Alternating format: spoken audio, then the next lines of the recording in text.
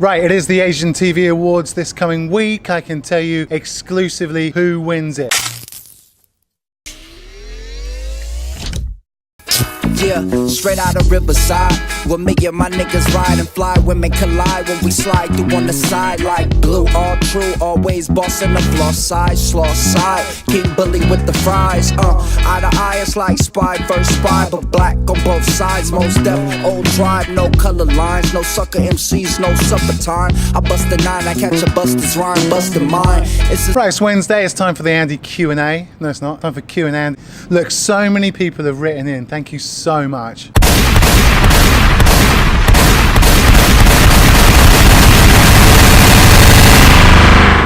I can't get to every single one of the points that you've raised, but I'll certainly get into a few. But there is one that is stand out. Firdaus Arteta, real name? Wrote in and said, where is Jamie Yo now? Oh, Munesh replied and said, oh yeah, she's on Gold 90.5. Got me thinking, right, that if the Asian TV Awards are next week, the best sports presenter is one of the categories. The Asian TV Awards is held in high esteem. The best sports presenter has never been won by... Conte is going to be far more combustible. Never been won by... All the teams I played for, it wasn't as if I liked everyone in my team. Never been won by... I must confess at the start I'm not very good at this. But has been won by... What I love about tapas is that there's so many different small portions. You can have like, I don't know. Right, so let's go through each of the nominations for the best sports presenter commentator for 2016. All of the odds I'm putting against these people are highly fictional. So here are your nominations for this year's Sports Presenter of the Year. Original boss, boy, sentinel, sentinel. I grew up with that ritual cross, boy. My gold chain swing since 6, pinky ring since 5. Red and blue bandanas at 9. That was a little blue in junior high, throwing up gang signs that warm blood. I've actually been nominated this year. I consider them all my friends. In fact, so much so one of them I'd say is my best friend. Right, so it's a bit weird that we're all, I don't know, it's just weird. It's funny. Plus, why are there only 5 nominations? Now, all of this sounds a lot more glamorous than it actually is. So what happens is your company puts in your nomination to the Asian TV Awards. You then present them with a clip of what work you've done. And then I think there's a few judges, some of whom I think I know. It's not revealed who the judges are. They go through and then they whittle it down to 5 or 6. So I've made it into the final 5, but what I want to do now is come up with your top 5 betting in reverse order as to who will win this year's Sports Presenter of the Year. All right.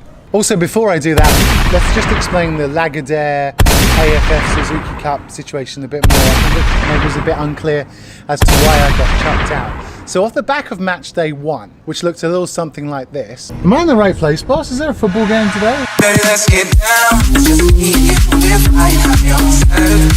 I then went to them and said, look, this is the type of footage I'm using. Like, I went to them and said, can we discuss what is possible, what isn't possible? And because I'm in this sort of grey area, particularly care about the football matches. I mean, I don't care. What I care for is the whole experience and the behind the scenes. And I don't film the match, I kind of just film the periphery. So Lagardère came to meet me, but the representative that they sent to me had no idea who I was, right? Or no, I mean, that's cool, but no idea who I was or what I was doing, and just ran through what photographers are supposed to do. So I was asking, can I film myself being a photographer? And the dude was unsure. I then requested, as I always do, and you've seen me do this, I then requested whether I could film Lagardère explaining to me what rights I've got to film within the stadium while the matches are taking place. I was refused that, which is fair enough. It's cool. So then I turned the camera on myself, hoping to get, in my mind, because I'm always thinking of what the story is, right? In my mind, I'm thinking I just want to get my reaction. I was going to take out the audio, but I just wanted my reaction to being told. So when I turned it on myself, the media officer said, look, I don't appreciate you doing what you're doing. I know what you're doing. You're making a mockery of all of this. I am throwing you out of the stadium. So I'm still waiting for an official letter from Lagardère, or at least the media personnel, because I owe that to my boss. I owe that to Red Card TV, because there's an awful amount of expense that's gone into getting me here, staying here, and it's my job, right?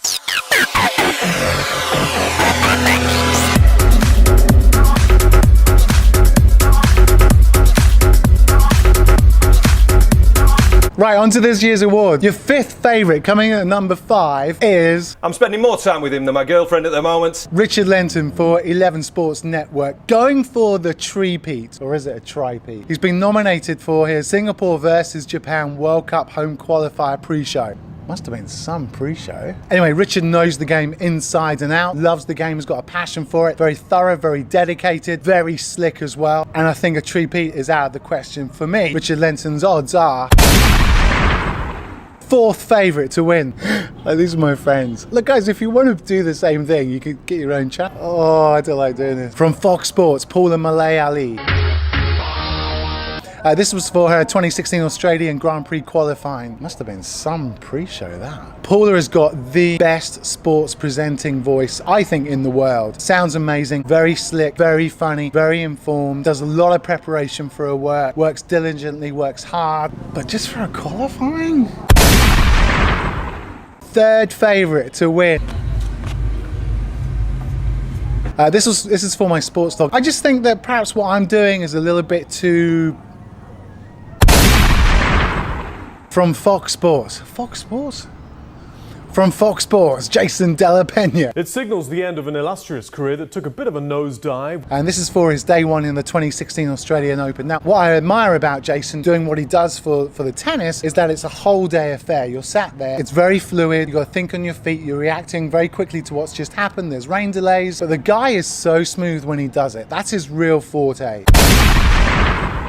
But in at number one, you're absolute rock solid cert of a favourite to win this year's Sports Presenter of the Year. It's gonna be deep. The first person that I ever presented. How have you been? I've been really good. Well, if you have a really quiet summer, like kick back, didn't do much, what have you done? Well, it's not true. I read your blog because you went to Southampton, you brought Toby with you had a great time there. Yeah. You went to Dublin, didn't you? Yeah.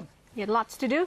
Yeah, and you're pregnant. And I'm pregnant. She held my hand throughout. This is for her work on Fox Sports Central, which is good, although I'm surprised she's not nominated for her golf stuff because that's when she's really good, right? Reading AutoCue is one thing, but being on site. Colette Wong for me is $1.33.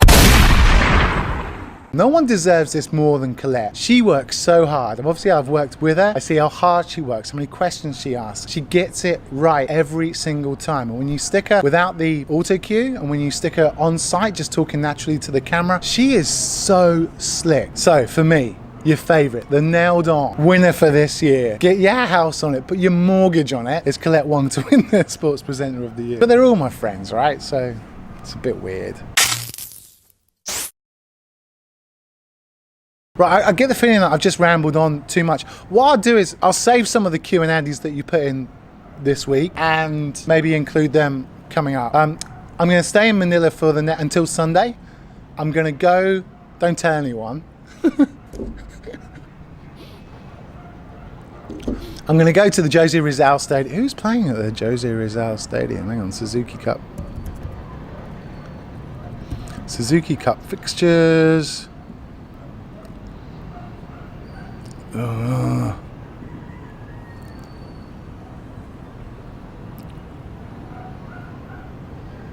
Oh, awesome.